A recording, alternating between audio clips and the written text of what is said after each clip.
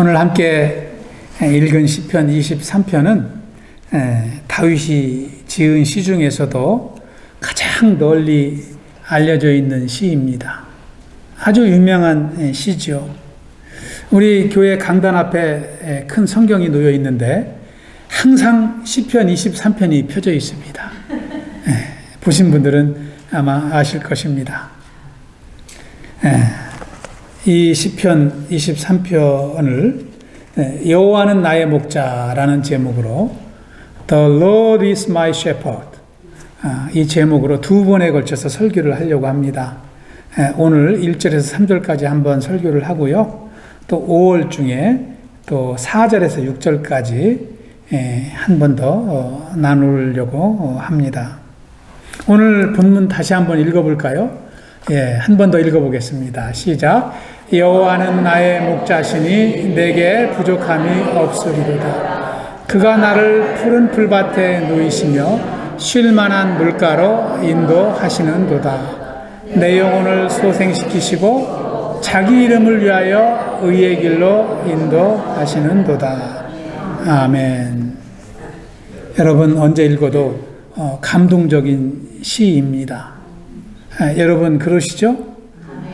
다른 시도 감동이 되지만 특히 시편 23편은 우리의 마음을 아주 감동으로 몰아넣는 것 같습니다. 마치 시를 읽는 것이 아니라 감미로운 음악을 듣는 것과 같은 착각이 들 때도 있습니다. 여러분, 왜 이 시편이 그렇게 감동적이라고 생각이 되십니까? 어떠한 말씀보다도 시편 23편을 읽으면 그렇게 우리의 심금을 울릴까요? 그것은 여러 가지 이유가 있겠습니다마는 이것은 다윗이 지었는데 다윗의 지식에서 나온 시가 아니라 다윗의 마음에서 나온 시이기 때문일 것입니다. 다윗이 마음으로 쓴 시이기 때문에 우리에게도 똑같이 그 마음이 전해진다고 믿습니다. 다윗은 이 시를 쓰면서 자신의 일생 중에 경험한 것들을 생각하고 또 그것들에 대해서 기록을 쓸 때 자신의 일생 동안 함께 하신 하나님의 감동 가운데 이 시를 한자 한자 적어 나갔을 것입니다. 그의 진실한 고백이 그래서 우리에게도 큰 울림으로 느껴지는 줄 믿습니다. 다윗은요, 여러분이 아시다시피 과거 목동으로 일했던 사람입니다. 양치는 목동이었습니다. 더운 여름에 다윗은 양을 치면서 양들을 시원한 물가로 인도했던 기억을 떠올렸을 것입니다. 또 양떼를 강가 그늘진 곳에 누이기도 하고 또 찌는 듯한 더위에서는 시냇가의 양들을 이제 인도하며 물을 먹였던 일도 기억했을 것입니다. 또 추운 겨울에는 양들을 골짜기로 인도하며 강한 바람을 막아주기도 했을 것입니다. 그런 일들이 다윗의 머릿속에 주마등처럼 스쳐 지나갔을 것입니다. 뿐만 아니라 양들 중에는 어린 양도 있습니다. 특히 목자의 손길이 더 필요한 양들이 있습니다. 상처 입은 양들은 더욱더 목자가 보호해 주어야 됩니다. 감싸 주어야 됩니다. 양떼들은 이렇게 연약하지만 목자의 보호 속에서 안전하고 편안하게 지낼 수 있는 것입니다. 여러분, 양은 다른 동물과 다른 특징이 있다는 것을 잘 아시죠? 양들은 보기에는 귀여워 보이지만 실질적으로는 보기와는 다른 동물이 양이라고 합니다. 양들은 위험한 곳에 이르러도 스스로 피할 줄을 모릅니다. 그리고 양들은 혼자서는 자기 집으로, 자기 우리로 돌아올 줄도 몰라요. 그래서 목자의 손길이 더 필요한 존재가 바로 양입니다. 길을 잃기도 쉽고요. 위험한 짐승에 물려가기도 쉽습니다. 양이 할 수 있는 것은요, 자기 코앞에 있는 음식을 먹는 일밖에는 하는 것이 하나도 없습니다. 이게 바로 양이에요. 여러분, 말이나 소를요, 저런 푸른 초장에 갖다 방목을 하면 어떻게 돼요? 알아서 다 풀을 뜯어먹고요. 알아서 위험한 거 피하고 때가 되면 우리로 돌아오고 다 합니다. 특별히 주인이 목자가 신경 쓸 일이 없어요. 그런데 양은 다르다는 것입니다. 양은 넓은 초장을 이리저리로 자기 멋대로 막무가내로 뛰어다니지만 방향 감각이 없습니다. 그래서 좋은 풀밭을 찾아갈 수도 없고 위험한 곳을 피할 수도 없는 것입니다. 그러다가 굶어 죽기도 하고 사나운 짐승의 먹이가 되기도 하는 것입니다. 다윗은 이러한 양들을 돌보는 목자로 살았던 자신의 과거를 이제 떠올렸습니다. 그 과거를 떠올리면서 지금은 하나님의 은혜 안에 있는 자신의 모습을 바라보았는지도 모릅니다.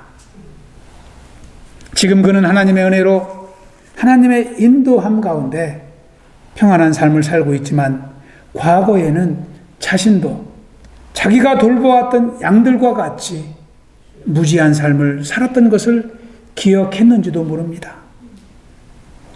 그리고 양과 같던 자신을 도우시는 하나님이 마치 양떼를 돌보시는 목자와 같이 느껴졌을 것입니다. 그래서 다윗은 시를 쓰면서 여호와 하나님을 나의 목자라고 이렇게 노래하고 있는 것입니다. 사랑하는 성도 여러분, 여러분도 다윗과 같이 스스로 나는 양과 같이 어리석은 인생을 살았던 사람인 것을 고백한 적이 있으십니까? 나도 주님을 만나기 전에는 양과 같이 길을 잃었던 인생이었음을 고백한 적이 있으십니까? 다윗은 그것을 발견한 것입니다. 만일 여러분이 양과 같이 내 스스로 나를 위해 할 수 있는 것이 하나도 없다라고 고백한 분이라면은 그런 사람은 여호와를 나의 목자라고 부를 수 있는 자격이 있는 사람입니다. 양이 목자의 돌봄을 받아야 하듯이 나도 하나님의 도움이 필요하다. 그러한 깨달은 분은 하나님과 동행하는 삶을 살아가기 때문입니다. 만일 그런 고백이 전혀 없다면 여러분도 양과 같이 연약한 존재임을 먼저 깨달아야 합니다. 그래야 하나님을 나의 목자로 부를 수 있는 것입니다. 하나님이 주시는 생명의 세계에 들어갈 수 있을 것입니다. 그래서 하나님의 나라에 들어가기 위해서는 먼저 내 자신도 양과 같이 스스로 올바른 길을 걸어갈 수 없는 존재임을 깨닫고 고백해야 합니다. 양과 같이 내 힘으로는 내 생명을 보호할 수 없다는 것을 알아야 합니다. 더 나아가서 주님의 은혜가 아니면 내 인생은 아무것도 아니라는 고백이 있을 때 여호와 하나님은 나의 목자라고 비로소 부를 수 있게 되는 것입니다. 그들은 주님 앞에 이렇게 부르짖었을 것입니다. 하나님, 이제 저는 하나님 앞에 나의 지혜를 내려놓습니다. 하나님 앞에 나의 모든 지혜와 지식과 경험을 포기합니다. 주님, 지금까지 제 생각대로 살면서 많은 실수를 경험했고 제 지혜를 의지하다가 후회의 눈물도 많이 흘려보았습니다. 안타깝게도 저는 너무도 오랜 세월을 제 자신의 즐거움을 위해서만 살아왔고 제 만족을 위해서만 저의 모든 것을 바치며 달려왔습니다. 그러나 이제부터는 주님의 말씀을 따라 살겠습니다. 하나님만을 절대적으로 의지하며 살겠습니다. 이런 고백을 드렸을 것입니다. 구원의 은혜를 경험한 사람은요, 다 이런 고백 가운데 주님을 만났습니다. 주님의 은혜를 경험하게 되는 것입니다. 이런 고백을 드린 사람은요, 그 고백을 드린 이후에는 더 이상 자신의 인생길을 자기 스스로 핸들하려고 하지 않습니다. 그 핸들을 누구에게 맡깁니까? 나의 목자 되신 여호와 하나님께 맡겨드리는 거예요. 그리고 주님을 따라 살아가는 것입니다. 할렐루야. 여러분 모두 이런 고백 가운데 주님을 만나신 줄 믿습니다. 만일 여러분이 지금까지 인생길을 살면서 아직도 이런 고백을 주님 앞에 진실되게 드린 적이 없다면은 그분은 아직도 어리석은 인생길을 걸어가고 있는지도 모릅니다. 그 사람은 여호와 하나님을 나의 목자로 모시며 살 수 없기 때문입니다. 그래서 여호와 하나님을 나의 목자로 고백하고 모시며 살아가는 분은요, 다윗과 같이 너무나 축복된 인생임에 틀림없습니다. 사랑하는 성도 여러분, 왜 우리는 여호와 하나님이 나의 목자가 되신다고 고백하며 살아야 할까요? 오늘 우리가 읽은 이 짧은 시편에는 세 가지 이유를 설명하고 있습니다. 첫째는 여호와 하나님은 길을 잃고 헤매던 우리에게 참 길을 찾아주셨기 때문입니다. 할렐루야. 우리는 모두 죄악된 길에서 방황하던 인생입니다. 여러분 믿으십니까? 여러분 동의하십니까? 우리는 양과 같이 길을 몰라 헤매던 인생이었습니다. 예수님의 은혜가 아니면 지금도 산꼭대기에서 방황하는 양과 같이 그런 인생을 살아갈 것이 분명합니다. 위험한 길을 걸어갑니다. 쓸쓸한 길을 걸어갑니다. 걸어가는 내 자신도 알 수 없는 그 길을 걸어가던 인생이 바로 우리의 인생이었습니다. 그런데 주님은 우리에게 바른 길을 보여주신 것입니다. 참 목자 되신 예수 그리스도께서 위험에 처해 있는 우리를 찾아오셔서 우리를 붙들으시고 우리를 그의 어깨에 메어서 안전한 곳으로 옮겨주셨기 때문입니다. 그리고 주님은 우리의 참 목자가 되어주셨습니다. 그래서 갈 길 몰라 방황하던 우리에게 참 소망을 주시고 기쁨 없던 우리에게 참 기쁨을 주신 것입니다. 절망 속에 근심하던 우리 인생을 세상이 줄 수 없는 평안으로 인도하신 분이 바로 우리의 참 목자 되신 예수 그리스도가 되시는 것입니다.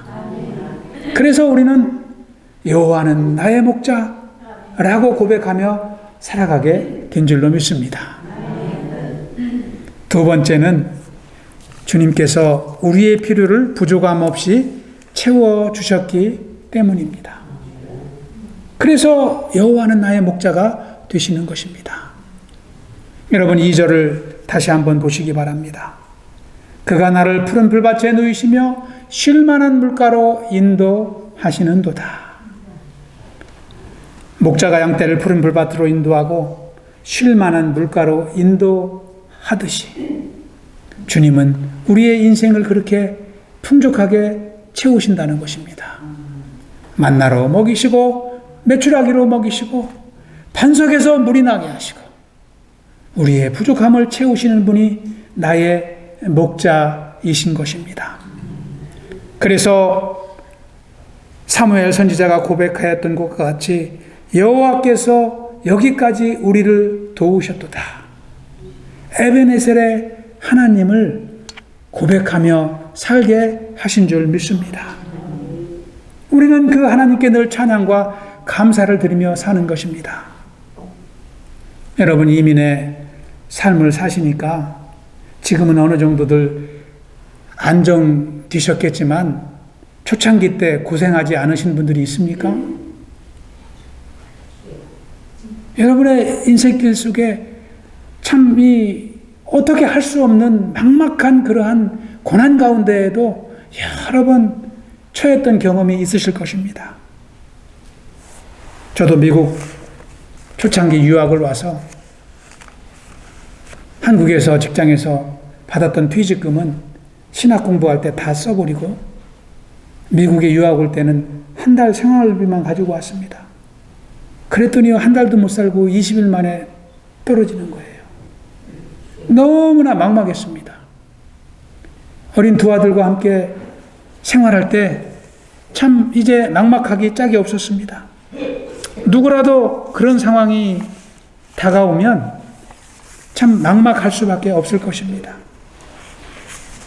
극심한 곤경에 빠지면 기도밖에는 할 것이 없어요. 그래서 하나님은 우리에게 가끔씩 그런 상황을 경험하게 하시는 것 같아요.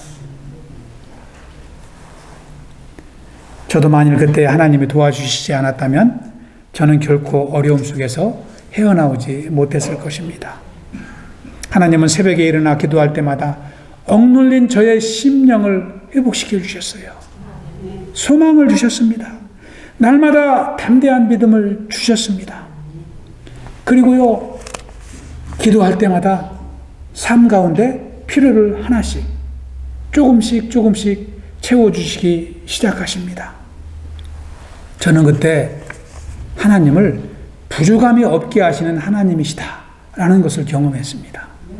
모든 것이 부족했는데 진짜 삶 가운데 모든 것이 부족함이 없게 하시는 하나님을 경험합니다.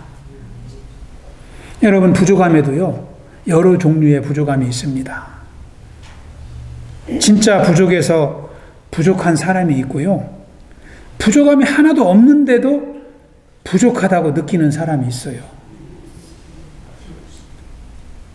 세상 사람 중에 욕심과 염려로 살아가는 사람들을 보면은 부족함이 전혀 없지만 그들은 늘 부족하대요.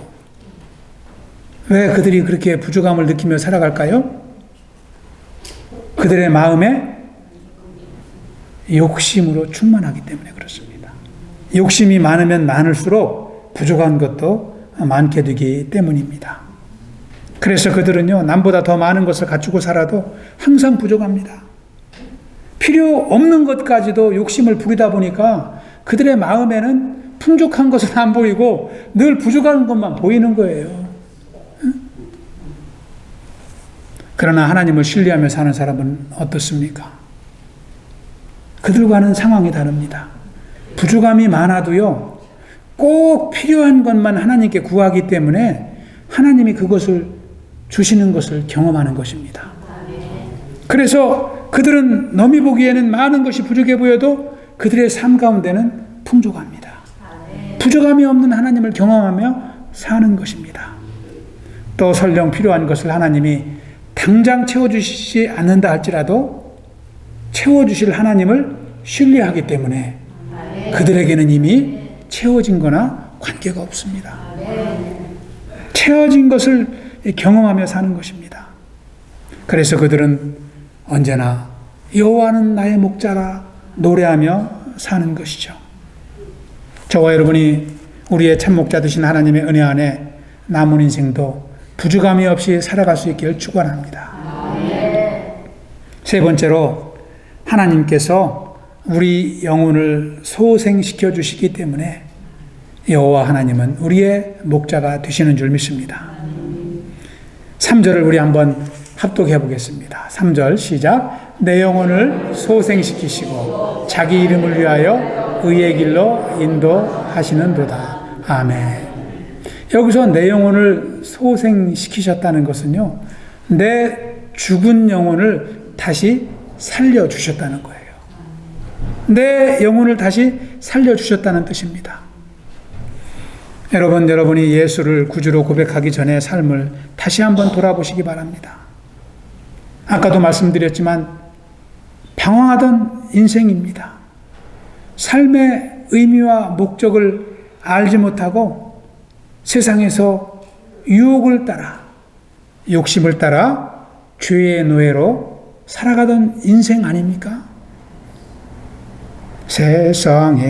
세상에서 방황할 때 나 주님을 몰랐네. 내 맘대로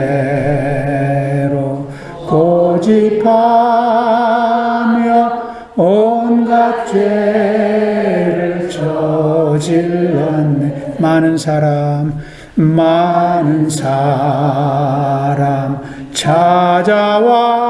찾아와서 나의 친구가 되어도 병든 몸과 상한 마음 위로받지 못했다오. 이것이 저와 여러분의 과거의 삶입니다. 사도 바울은 에베소서에서 우리의 옛 모습을 이렇게 기록하고 있습니다. 에베소서 2장 3절에 보시면 전에는 우리도 다 그 가운데서 우리의 욕심을 따라 지내며 육체와 마음에 원하는 것을 하여 다른 이들과 같이 본질상 진노의 자녀이었더니 본질상 진노의 자녀이었더니 하나님의 심판의 대상에 불과했다는 것입니다. 그것이 우리의 삶이었습니다. 그런데 예수 그리스도께서 십자가를 지시고 골고다 언덕을 오르사 십자가에 죽기까지 순종하심으로 그리고 3일 만에 부활하심으로 저와 여러분의 인생이 바뀌게 된 것입니다. 할렐루야. 그래서 사도 바울은 에베소서 2장 4절 5절에서는 이렇게 기록을 합니다. 우리 한번 합독해 보겠습니다. 시작. 긍휼이 풍성하신 하나님이 우리를 사랑하신 그 큰 사랑으로 인하여 허물로 죽은 우리를 그리스도와 함께 살리셨고 너희는 은혜로 구원을 받은 것이라. 아멘. 하나님은 방황하던 양과 같은 저와 여러분의 인생을 포기하지 않으신 것입니다. 예수 그리스도를 보내시고 우리를 구원으로 인도하여 주셨습니다. 그러므로 저와 여러분이 구원받은 것은 하나님의 은혜인 줄 믿습니다. 할렐루야. 여러분은 이 하나님의 은혜를 기억하며 살아가고 계십니까? 여러분은 자격 없는 나를 구원하신 하나님의 구원의 은혜에 감사하며 영광 돌리는 삶을 살아가고 있습니까? 그래서 하나님 주신 생명을 이웃과 함께 나누고 가족과 함께 나누며 살아가는 줄 믿습니다. 주님의 생명을 입은 자들은 날마다 생명의 복음을 전하며 구원의 은혜를 이렇게 노래하며 살아갑니다. 내 모든 죄 무거운 짐 이제 모두 다 벗었네. 우리 주님 예수께서 나와 함께 계신다오. 내 주여 위 죄인 무한 감사드립니다. 나의 몸과 영혼까지 주를 위해 바칩니다. 내 주여 이 죄인이 무한 감사드립니다. 나의 몸과 영혼까지 주를 위해 바칩니다. 주님은 우리를 죄에서 구원하시고 우리의 생명을 소생케 하심으로 저와 여러분으로 하여금 주님은 나의 목자가 되신다고 고백하게 하셨습니다. 모든 것이 다 있어도 생명을 잃으면 무슨 소용이 있습니까? 죄악된 우리 인생길에 찾아오셔서 주님은 생명까지 회복시켜 주시고 우리의 삶 속에서 아무것도 부족함이 없게 인도하여 주신 줄 믿습니다. 할렐루야. 이 주님이 바로 저와 여러분의 목자로 동행하여 주시는 것입니다. 사랑하는 성도 여러분, 오늘 시편 말씀을 통해서 우리는 여호와 하나님이 우리의 목자가 되심을 고백하였습니다. 양과 같이 연약하고 미련하여서 스스로 갈 길을 알지 못하고 방황하던 우리 인생의 목자가 되어 주신 것입니다. 그래서 바른 길을 알려주시고 우리의 필요를 부족함이 없이 채우시며 우리의 죽어가는 영혼까지도 소생시켜 주셨습니다. 할렐루야. 한 시골 교회에서요, 예배를 드리면서 이 시편 23편 말씀을 암송하는 암송대회를 열었어요. 너무나 은혜로운 시기 때문에 어린이부터 노년에 이르기까지 그룹별로 나와가지고 암송대회를 했습니다. 가장 먼저 청년팀이 나왔어요. 청년들이 나와가지고 시편 23편을 아주 박력 있는 목소리로 암송을 합니다. 너무나 우렁차지요. 너무나 청년들은 또 이 기억력이 활발할 때라 암송도 잘합니다. 한자도 안 틀리고 또박또박 암송을 했어요. 암송을 하고 나니까 성도님들이 막 박수를 막 칩니다. 너무나 잘했다는 거예요. 그리고 그 다음 차례는 시니어 차례가 되었어요. 시니어 차례.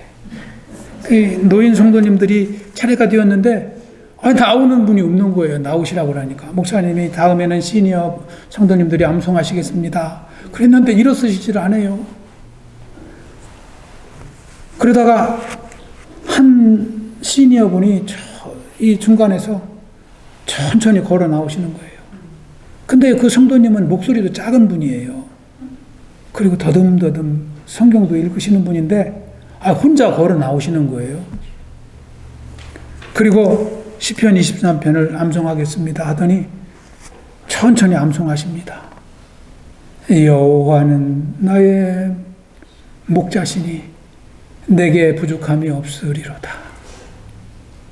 청년들은 우렁차게 했는데 이 노인 성도님은 목소리도 막 기어 들어가는 목소리로 천천히 막 이렇게 어설프게 암송을 하셔요.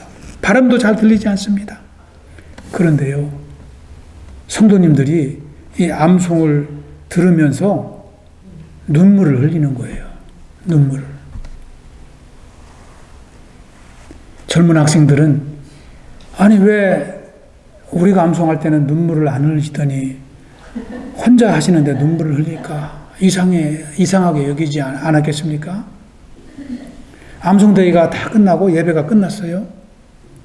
한 어린이가 목사님한테 왔습니다. 목사님, 궁금한 게 있어요.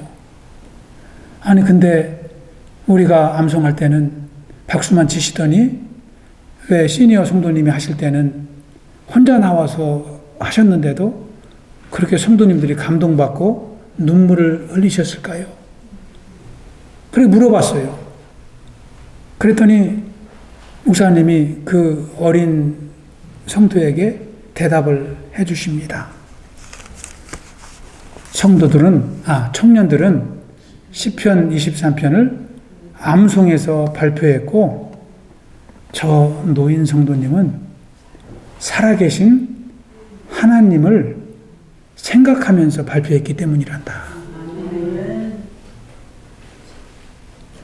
그래서 감동을 받았다는 거예요. 사랑하는 성도 여러분, 저와 여러분도 이 시편을 대할 때마다 먼저 우리의 인생길을 인도하신 여호와 하나님을 만나실 수 있길 축원합니다. 그러면 우리 인생길은 부족함이 없습니다. 두려움이 없습니다. 우리의 갈 길을 우리는 뚜렷이 확인하게 되는 것입니다. 할렐루야. 우리 한번 해보겠습니다. 마지막으로. 여호와는 나의 목자시니 내게 부족함이 없으리로다.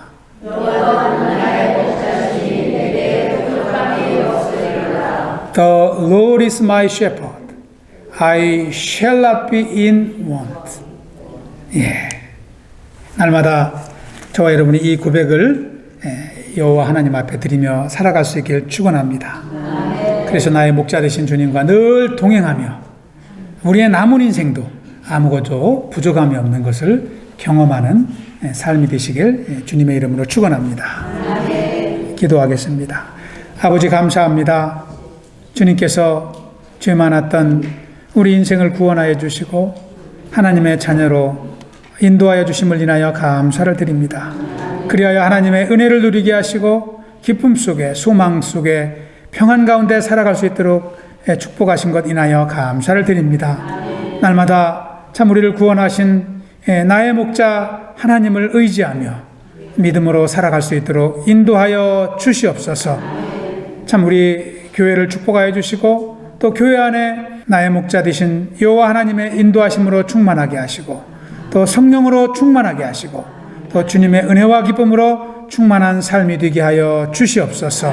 그래야 우리의 삶 속에서 승리의 노래를 부르며 남은 인생도 하나님과 동행하는 삶이 되도록 인도하여 주시옵소서. 감사하오며 예수님 이름으로 기도하옵나이다. 아멘.